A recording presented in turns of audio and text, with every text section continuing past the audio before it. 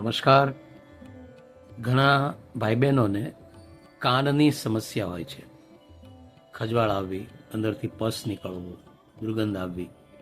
તો આવી કાનની સમસ્યાને જડથી ખતમ કરવા માટે શું કરવું?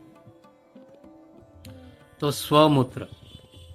સ્વમૂત્રને એક દિવસનું વાસી એને ગાળી લેવું અને એના ટીપા કાનમાં પાડવા. વધારે માત્રામાં નહીં, 2 થી 3 ટીપા પાડવા જે કાનમાં તકલીફ હોય એ કાનમાં, અને 10 થી 15 મિનિટ એ કાનને ઉપર રાખીને પડખા બેસવું. થોડા જ દિવસોમાં પસ નીકળવાનું બંધ થઈ જશે અને કાનમાં રાહત થઈ જશે.